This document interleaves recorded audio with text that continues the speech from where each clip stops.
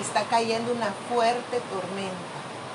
Pero aquí sí, está cayendo muy fuerte. Incluso una hermana decía que es tan fuerte la tormenta que no se escucha lo que yo estoy hablando. Y sabe que mientras oraba el Señor me hacía sentir eso, que va a haber momentos en nuestra vida de tormenta. Va a haber momentos en nuestra vida en que las dificultades sean tan grandes que incluso tengamos dificultad para escuchar la voz de Dios.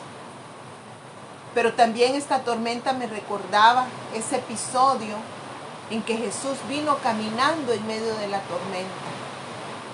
Y en un momento esos hombres que habían estado con Jesús ya durante mucho tiempo y que lo conocían, lo confundieron con un fantasma.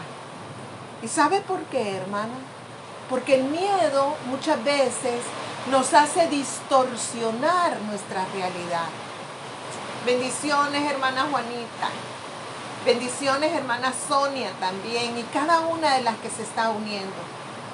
Entonces, esos hombres estaban temerosos, veían las grandes olas levantarse sobre su barca, veían los grandes vientos que azotaban y aquella barca que se movía a un lado y a otro, y ellos pensaban que se hundían. Y en eso ven una imagen aparecerse, y el miedo que sentían los hizo distorsionar la realidad. ¿Y cuál era la realidad, hermanas? La realidad era que Jesús venía caminando en las aguas en auxilio de ellos. Porque Jesús sabía que ellos estaban pasando una gran necesidad. Jesús sabía que estaba pasando un momento difícil en su vida. Y así es con nosotros, hermanas. Quizás ahorita se hayan levantado olas en tu vida, olas llamadas problemas económicos, olas llamadas incomprensión familiar, una ola llamada adulterio, una ola llamada enfermedad. Y pueda que el miedo te haga distorsionar tu realidad, haciéndote creer que Dios no puede obrar en medio de lo que te está pasando, o haciéndote creer que Dios no te escucha en tu oración. Pero yo quiero que en esta noche recuerdes que así como estás resguardada de esta tormenta en tu casa, así te tiene el Señor resguardada entre sus manos. Y que en esta noche Él te dice, no temas, yo te ayudo. Amén. Así que ministrele a su alma y dígale, alma mía, no temas, porque el Señor es tu ayudador. David le hablaba a su alma, y en esta noche el Señor quiere que usted le hable a su alma también y le digas, alma mía, no temas, porque el Señor es tu ayudador. Amén. Bueno, mis amadas hermanas, quiero decirles en esta noche que vamos a empezar una serie de estudios llamada Escuela de Constructores. Hemos, a través de año y medio, desde que inició la pandemia, hemos estado estudiando la palabra de Dios. Estudiamos todos los nombres de Dios, o la mayoría de nombres de Dios. Luego después estudiamos los nombres de Jesús y conocimos mejor a Jesús. Luego nos adentramos en el conocimiento del Espíritu Santo. Y hemos estado conscientes de esa presencia del Espíritu Santo en nuestras vidas. Y el Señor me decía, Verónica, todo este conocimiento es precioso, pero es necesario que cumplan el llamado que les he hecho como mujeres. Las he estado preparando y ahorita ya es el tiempo en que nos levantemos a reconstruir. Y vamos a estar estudiando, hermanas, en el libro de Nehemías. Yo quiero que se vaya a su Biblia y que abra su Biblia allí en el libro de Nehemías. Y vamos a conocer un poco de historia acerca de este libro. Fíjese que es un libro bien especial. Yo quiero decirles que desde que estudié el libro de Nehemías, ¿sabe, hermana? Yo tenía 19 años. La primera vez que estudié a Nehemías fue en el año de 1982. Y el maestro que me enseñó acerca de esto fue el hermano Lisandro Bojorquez, que en ese momento era el pastor de jóvenes del centro evangelístico. Mi corazón se quedó tan impactado por las verdades de este libro que siempre vuelvo a él y aprendo lecciones tras lecciones. Y a través de esta serie de estudios vamos a aprender las lecciones de un constructor. Amén. Así es que miren, lo primero que yo quiero que veamos un poco de historia para conocer el contexto en el que se da este libro. Ustedes saben que Israel le pidió a Dios un rey. Y bueno, Dios primero pone a Saúl. Saúl se rebela delante de Dios y su trono es quitado. Y entonces Dios pone a un hombre conforme a su corazón, que es David. Cuando David muere, el trono es heredado a su hijo Salomón. Sin embargo, Salomón, aunque pide sabiduría a Dios para poder gobernar a su pueblo, abre brechas en su corazón y peca. Dice que las mujeres hicieron perder el corazón de Salomón. Entonces viene Dios con una fuerte reprensión a Salomón y dice en Primera de Reyes 11, 11 y 12: y dijo Jehová a Salomón, por cuanto ha habido esto en ti y no has guardado mi pacto y mis estatutos que yo te mandé, romperé de ti el reino y lo entregaré a tu siervo. Sin embargo, no lo haré en tus días por amor a David tu padre, lo romperé de la mano de tu hijo. Lo que pasó es que Salomón, imagínense que dice que tuvo 1000 mujeres, 300 esposas y 700 concubinas. Y esas mujeres hicieron inclinar el corazón de Salomón a los ídolos. Imagínense qué consecuencia. Buenas noches, hermana María Inés y hermana Maribel. Imagínense qué consecuencias tan tremendas, hermanas, las del pecado.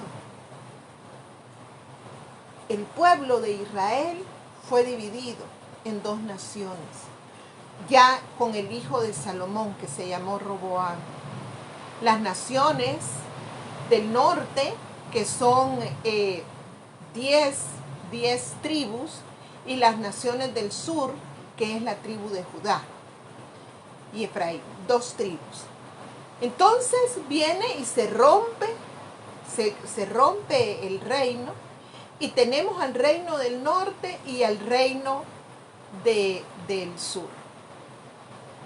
Ahora, el pueblo de Israel se desvió. Los reyes no tuvieron un corazón recto hacia el Señor.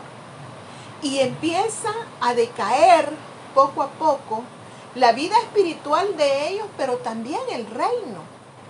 Y entonces viene el juicio de Dios sobre ellos. Dios les vino hablando a través de los profetas, diciéndoles que volvieran su corazón al Señor.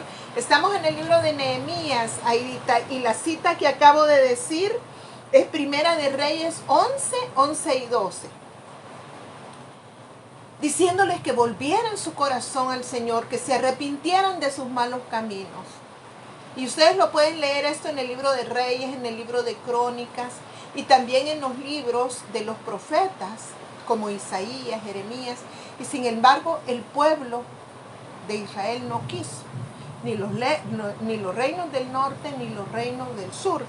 Y entonces, Dios castiga a Israel primero, cuando fue invadido por los asirios en el año 722 antes de Jesucristo. Y las 10 tribus desaparecieron. El reino del norte dejó de existir. Y algunos de ellos huyen y se refugian en el reino del sur, que es en Judá. Pero la tierra de Judá continuó siendo una nación judía por más de 300 años, pero en el año 586 antes de Jesucristo, Nabucodonosor invade a Jerusalén. Nabucodonosor, rey de Babilonia, invade Jerusalén. ¿Y qué pasa, hermanas?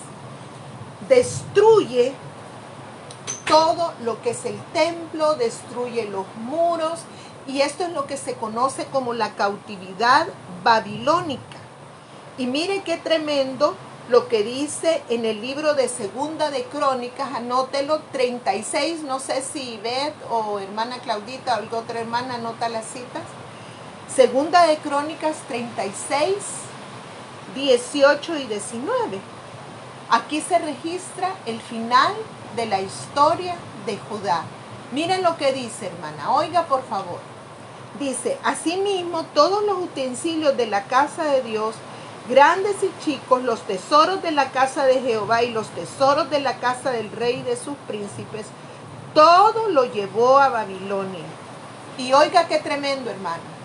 Y quemaron la casa de Dios y rompieron el muro de Jerusalén y consumieron a fuego todos sus palacios y destruyeron todos sus objetos deseables. Quemaron la casa de Dios, destruyeron todo lo que ahí había, pero hubo algo tremendo, hermanos. Rompieron el muro protector que rodeaba la ciudad. Fueron destruidos por el fuego todos los edificios fortificados y los objetos de valor de la casa de Dios fueron llevados a Babilonia. Ahora, esto es bien tremendo, hermano, porque el muro quedó en ruinas y los ejércitos de Babilonia agarran cautivos a todo ese pueblo de Judá y se lo llevan a Babilonia. Si usted se va a la Biblia en el Salmo 137, está escrito durante ese tiempo deprimente y el salmista exclama, ¿cómo cantaremos cántico de Jehová en tierra de extraños? Ahora, los babilonios se llevaron al pueblo de Israel cautivo. ¿Cómo ellos iban a cantar en una tierra extraña? Si nosotros leemos el libro de Lamentaciones, también está durante este tiempo de cautiverio. Ahora, fíjese bien. Dice en el 36:20, los que escaparon de la espada fueron llevados cautivos a Babilonia y fueron siervos de él y de sus hijos hasta que vino el reino de los persas. Yo quiero que ponga especial atención a esa palabra, hasta que vino el reino de los persas. Porque el pueblo de Israel estaba llevando las consecuencias de los pecados, de sus pecados, de los pecados de idolatría, de sus pecados de desobediencia. Dios les había dejado claramente en la ley qué era lo que Él esperaba de ellos como hijos.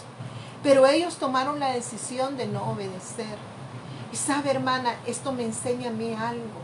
A veces nosotros queremos vivir vidas independientes de la voluntad de Dios para nosotros.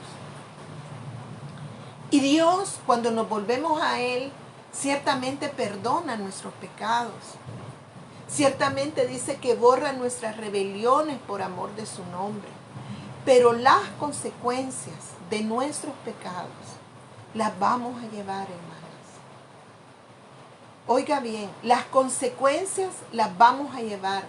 Pero yo quiero decirte algo, que en medio de esas consecuencias, la gracia de Dios siempre nos va a acompañar. Y yo lo puedo ver en este relato. Porque aunque ellos habían sido llevados cautivos a Babilonia, la mano de Dios siempre estuvo con ellos, moviéndose, protegiéndolos, guardándolos. Y ahí vemos que a muchos de ellos estuvieron en puestos de gran importancia, como Daniel, como Sadrach, como Mesac, como Abednego, como Esther. Y Dios moviéndose en su pueblo en medio de ese tiempo de oscuridad, en medio de ese tiempo de dolor. Dios no los dejó. Ahora, esto es bien precioso, porque la gracia de Dios, oiga bien, no hay un lugar en este mundo donde la gracia de Dios no te pueda alcanzar. Amén. Porque el problema no es que Dios te deje, el problema es que tú puedes dejar a Dios. Entonces, dentro de lo que es la gracia y el amor de Dios, dice hasta que vino el reino de los persas. Fíjese bien, Dios no los olvidó. Él tenía un propósito y un plan. Dios tenía un propósito y un plan. No los olvidó. ¿Y qué fue lo que aquí pasó, hermanos? Que Dios había estado dando a través de los profetas Jeremías, Isaías y todos los demás profetas menores, estuvo dándoles palabra a estos cautivos en Babilonia. De que iba a haber un momento en que iban a ser liberados. De que iba a haber un momento en que iban a regresar en su tierra. Y quizás en medio del dolor, en medio de esa cautividad, ellos empezaron a construir sus casas en Babilonia. Y empezaron a acomodarse a vivir ahí. Y vino el cumplimiento de la palabra de Dios. Porque Dios levanta a un hombre llamado Ciro. Fíjense que Ciro gobernaba Persia y Darío gobernaba el otro reino que era Media. Por eso nosotros hemos oído hablar de ese reino medo-persa. Persia era el mayor. Entonces dice la palabra que Dios toca el corazón de Ciro. ¿Ciro era un hombre cristiano? No, no era un hombre cristiano. Pero era un hombre que había sido tocado por Dios para traer liberación a su pueblo y para que su pueblo pudiera regresar a Jerusalén. Y yo quiero decirte en esta noche que Dios va a mover sus circunstancias para que sean a tu favor. Que cuando Dios ha decidido bendecir, Él va a usar incluso a los que no lo conocen para que obren a tu favor. Eso es lo que Dios me dice en esta noche, hermana. Porque a veces nosotros nos hacemos nuestras películas. Cuando escuchamos que Dios nos da una palabra, empezamos a pensar, ¿y cómo va a ser Dios? Y que yo voy a hacer este préstamo en este banco, y que yo voy a hacer voy a hablarle a fulano de tal, y le voy a hablar a mengano, y empezamos a hacer nuestra película, y yo me imagino al Señor viéndonos y sonriéndose, porque yo creo que los israelitas nunca se imaginaron que iba a haber una salida como esta. Dios tocando a este rey, a Ciro, para moverlo y hacer que el pueblo de Israel regresara a reconstruir el templo. Ahora, oiga lo que dice, por favor, Segunda de Crónicas 36:22. Mas al primer año de Ciro, rey de los persas, para que se cumpliese la palabra de Jehová por boca de Jeremías. Oiga esto, qué tremendo, hermanas. Jehová despertó el espíritu de Ciro, rey de los persas, el cual hizo pregonar de palabra y también por escrito. Dios despertó el espíritu de este rey. Que no vaya a creer que era un rey dulcito, que era un rey bueno. No, hermana. Ser un rey tremendo. Un rey que venció a Nabucodonosor. Un rey que tomó el reino de Babilonia. Aquel reino que se creía invencible fue tomado por Ciro.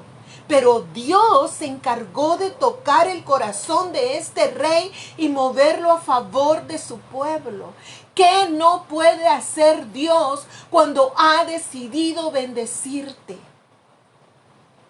El problema es que nosotras muchas veces no confiamos en que Dios va a cumplir su palabra. Y cuando vienen las tempestades, como esta que está cayendo ahorita, hermana, lo que hacemos es dudar. Y lo que hacemos, lo peor, ¿sabe qué es? Es que nos replegamos. Es que dejamos de leer su palabra. Es que nos desanimamos. Y algo peor que yo estoy viendo que está pasando en el pueblo de Dios, y es que nos desilusionamos de Dios. Este pueblo había estado 70 años cautivos en Babilonia. 70. Cuando Dios trae la respuesta, cuando Dios cumple la promesa. Y a veces nosotros no ha pasado ni un mes y ya estamos desesperadas. Y ya estamos reclamándole a Dios que por qué no cumple lo que nos ha dicho. Amén. Ahora, oigan lo que proclamó Ciro.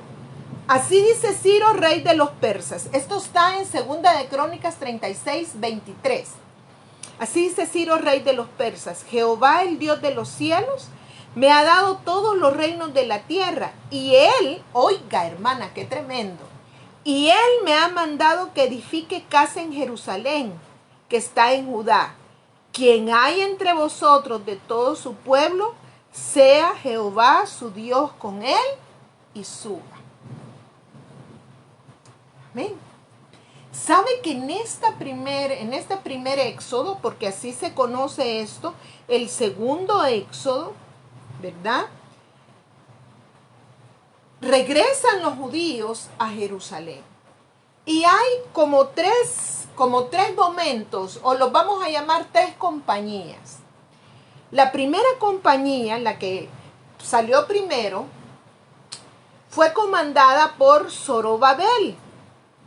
¿Se acuerdan ustedes en el libro de Ageo que el Señor les hace una fuerte reprensión? Y nosotros hemos oído esa palabra donde le dice que construyen casas artesonadas para ustedes y mi casa está desierta. Y entonces dice que Dios despertó el espíritu de Zorobabel y de Josué y ellos empezaron a edificar el templo de Dios. Esa fue la primera compañía, la que salió con Zorobabel. Luego, después sale otro grupo, la compañía B. Su comandante fue Esdras, ¿sí?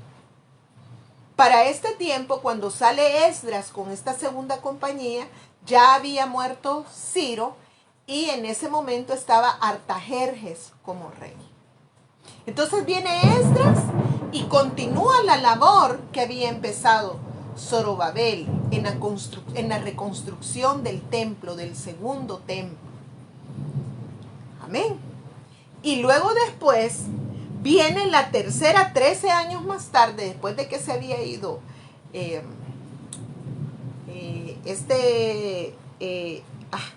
Esdras, viene la tercera compañía y sale Nehemías, que es lo que nosotros vamos a estar estudiando. Entonces, como que hay tres grupos de personas que regresan a Jerusalén para construir el templo y luego Nehemías, que es el que construye los muros de la ciudad. Ahora, yo quiero que vean algo bien importante, hermanos, y esto es lo lindo de escudriñar la Escritura. El libro de Esdras nos narra la reconstrucción del templo. El libro de Nehemías nos narra la reconstrucción de los muros. Que eso no se nos olvide. El libro de Esdras habla de la reconstrucción del templo y el libro de Nehemías la reconstrucción de los muros. Ahora, ¿por qué es tan importante esta reconstrucción de los muros?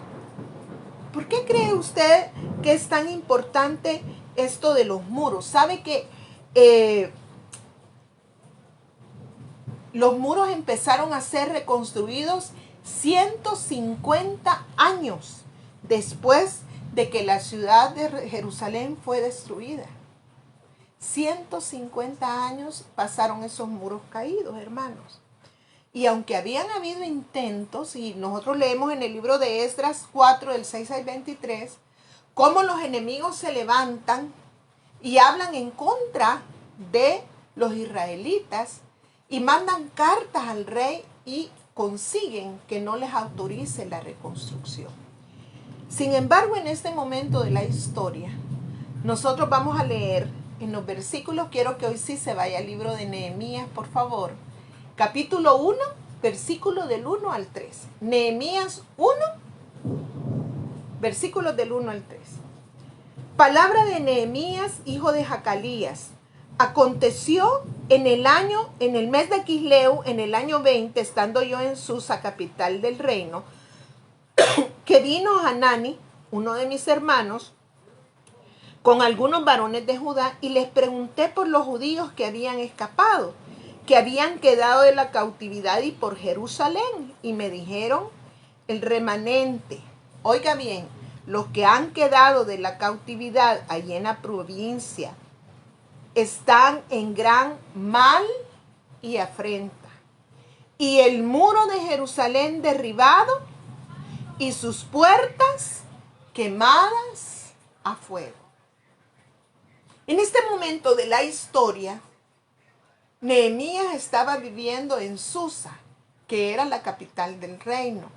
Había algo que se llamaba la ciudadela, que era un palacio fortificado de los persas. Nehemías era el copero del rey. Eso lo vamos a ver en la próxima lección. Nehemías era el copero del rey, hermanas. Ahora, imagínense este hombre, hermanas, estaba en una posición privilegiada. Se podría decir que este hombre estaba en una zona de confort, de comodidad. Pero sabe, hermana, que a mí me llama la atención de que el corazón de Nehemías no estaba en el palacio. El corazón de Nehemías estaba en Jerusalén, con la gente de Jerusalén. Y sabe que este hombre era un hombre de Dios, un hombre que amaba lo que Dios amaba. Y el Señor, mientras preparaba esto, me hacía sentir esto, que nosotras como mujeres de Dios debemos amar lo que Dios ama. Y lo que Dios ama, hermanas, son las almas. ¿Me entiende usted? Lo que Dios ama son las almas. Nehemías se inquietó por la situación de Jerusalén, porque Jerusalén es la tierra amada de nuestro Dios. Ahora, fíjese bien, hermana.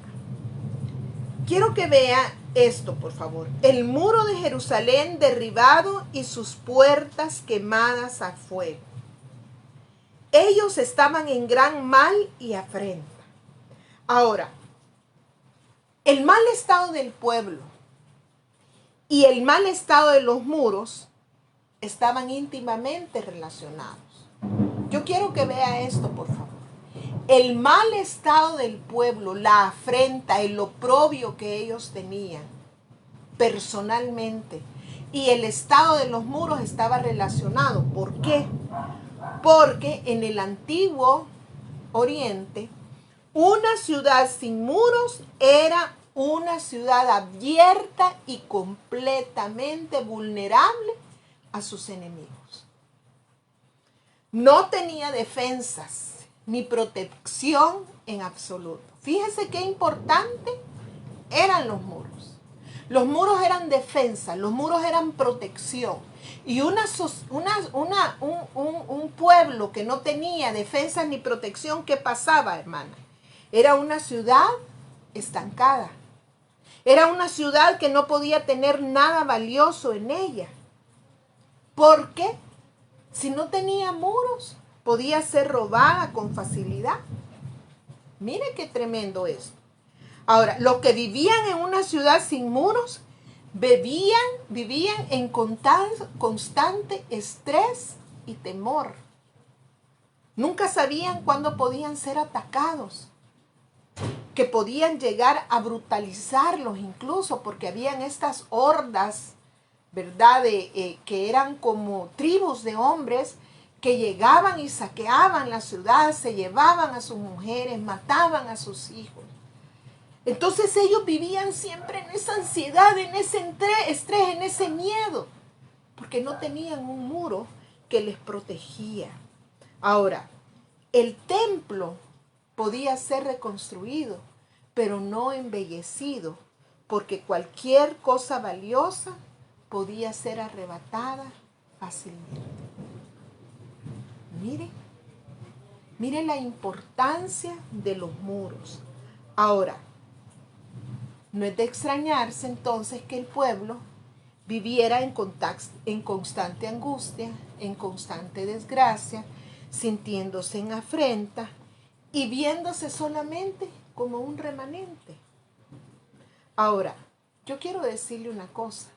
Nosotros muchas veces, hermanas, hemos descuidado los muros de nuestra vida. Fíjese que en Isaías 49, 15, 16, quiero leerles esta palabra tremenda. Dice, ¿se olvidará la mujer de lo que dio a luz para dejar de compadecerse del hijo de su vientre? Aunque olvide ella, yo nunca me olvidaré de ti. He aquí que en la palma de las manos te tengo esculpida. Delante de mí están siempre tus muros. Mira, hermana. Lo que Dios le estaba diciendo a su pueblo era, las vidas de ustedes son como muros que están continuamente delante de mí. Y eso es lo que nos dice en esta noche el Señor. Tu vida es como un muro que está continuamente delante de mí. He escrito tu vida en mis manos. Ahora, mire, hermano, nuestras vidas son delante de Dios, lo que eran los muros de Jerusalén. Ahora,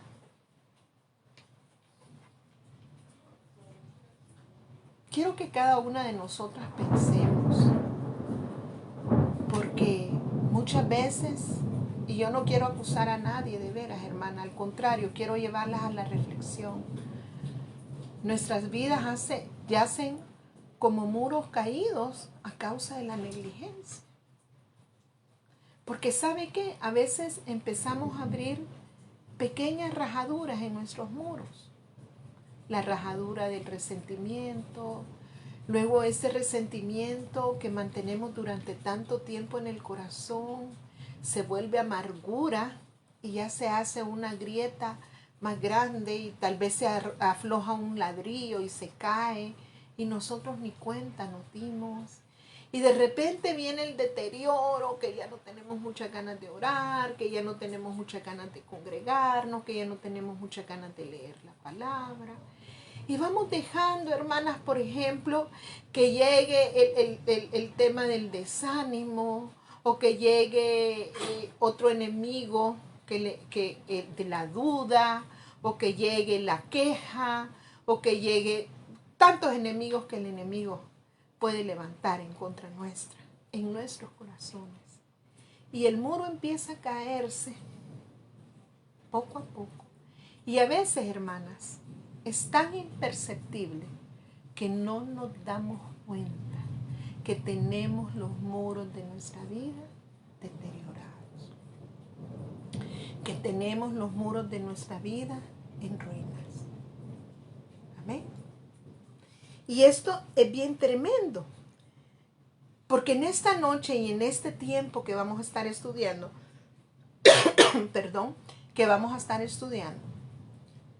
quiero que sepa que el líder que nos conduce a reconstruir es el Espíritu Santo.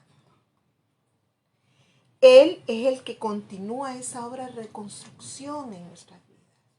Yo les he hecho ver, hermanas, la importancia del muro en nuestras vidas y que nosotros no podemos continuar con nuestros muros caídos. Que Dios primero quiere que nosotros reconstruyamos nuestros muros para que luego nos levantemos, hermanas, y podamos ayudarles a otras mujeres a reconstruir los muros de nuestra vida. Ahora, quiero decirles esto en esta noche, porque de veras, hermanas, siento un fuerte llamado de parte de Dios. Dios está buscando mujeres como usted, como yo, que estemos dispuestas a levantarnos, que estemos dispuestas a decir, Señor, ayúdame primero a ver la condición. Lo que Nehemías primero hizo fue hacer una evaluación de esos muros, ya lo vamos a leer. Y que en esta noche nosotros podemos decirle, Espíritu Santo, examíname, examina los muros de mi vida y mira cómo están. Porque yo deseo levantarme. Yo deseo, Espíritu Santo, que tú reconstruyas en mi vida para que yo me pueda levantar como un instrumento para reconstruir la vida de aquellas mujeres que lo necesitan. Y yo quiero, hermanas, terminar en esta noche con esto. Fíjese bien. Quiero que se vaya a Isaías 58 del 10 al 12. Lo voy a leer en la Nueva Traducción Viviente. Brendita, veo que estás poniendo la cita, si la puedes poner, por favor. Isaías 58 del 10 al 12. Quiero compartirles, hermano, que este es un versículo de vida para mí. Y yo cuando leí este versículo, yo me apropié de ese llamado de parte de Dios. Y yo quiero dárselo a usted, porque sé que Dios quiere levantar un remanente de mujeres que digan: aquí estoy por mis hijos, aquí estoy por mi familia, aquí estoy por mi nación. Amén. Y fíjense bien, ¿lo tiene mi hermana? Isaías 58, 10 al 12. Oiga lo que dice: alimenten a los hambrientos y ayuden a los que están en apuros. Entonces su luz resplandecerá desde la oscuridad, y la oscuridad que los rodea será tan radiante como el mediodía. El Señor los guiará continuamente. Les dará agua cuando tengan sed y restaurará sus fuerzas. Serán como un huerto bien regado, como manantial que nunca se seca. Algunos de ustedes reconstruirán las ruinas desoladas de sus ciudades. Y oiga esto, hermana. Entonces serán conocidas como reconstructoras de muros y restauradoras de casas. Amén. Queremos tomar ese reto de parte de Dios en esta noche, mi hermana. Que usted sea conocida como reconstructora de muros. Que usted sea conocida como ese instrumento de Dios para ayudarles a esas mujeres que quizás tienen sus muros caídos a levantarse. Dice en este versículo: alimenten a los hambrientos. Hoy más que nunca la gente está sedienta, hambrienta de una palabra de Dios. Ahora, yo tengo primero que reconstruir mi muro, porque yo tengo que ser consistente con la obra que Dios está haciendo en mi vida, hermanas. No puedo hablar de reconstruir los muros de alguien si yo no le he permitido al Espíritu Santo reconstruir los muros de mi vida. Y eso es lo que Dios quiere hacer. Así es que yo la voy a dejar en esta noche con esta palabra de Isaías 58. Yo quiero que usted la estudie en su casa, que usted ore esa palabra. El otro lunes vamos a estar hablando de la oración. Que usted ore esta palabra y que usted le diga: Señor, yo quiero ser esa mujer que alimente a los hambrientos. Yo quiero ser esa mujer que ayude a las que están en apuros. Yo quiero, Señor, que tú me hagas resplandecer en medio de la oscuridad. Yo quiero que tú me guíes continuamente. Yo quiero que cumplas esta palabra en mí, porque yo quiero ser llamada reconstructora de muros. Yo quiero ser llamada, Señor, restauradora de casas. Amén, hermana. Toma el reto. Esta noche el estudio se llamaba El llamado de Dios a reconstruir. ¿Acepta ese llamado, mi hermana? Si es así, yo quiero que en esta noche usted incline su rostro y vamos a orar. Le vamos a decir: Señor, gracias. Gracias porque en esta noche tú nos has mostrado que aunque nos hayamos equivocado, nos hayamos alejado, te hayamos desobedecido y quizás estemos llevando las consecuencias, tú nunca nos dejas, Señor. Tu gracia nos ha alcanzado, Padre. Por eso en esta noche estamos aquí pidiéndote, Espíritu Santo, que revises la condición de los muros de nuestra vida. Si hay brechas ahí, si hay hendiduras ahí, si hay hoyos en nuestra vida, Señor, la amargura, el temor, el resentimiento, la duda, Señor. Si hay cosas que hemos dejado que estén ahí, que tú nos quieres limpiar de ellas, Señor. Oh, dígale en esta noche, Espíritu Santo, reconstruye los muros de mi vida.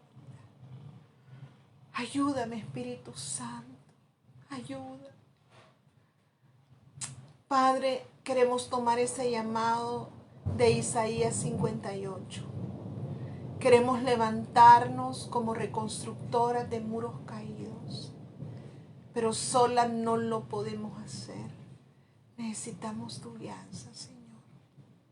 Gracias, Padre, por tu bondad y tu amor hacia nuestras vidas. En el nombre de Jesús. Amén y amén. Gracias, mis amadas hermanas, por su atención. Yo pues las invito a que nos unamos cada lunes a seguir estos estudios. Lleve su cuadernito. Y sabe, hermana, al final de cada estudio, escriba qué me habló el Espíritu Santo en esta noche. Eso es bien lindo.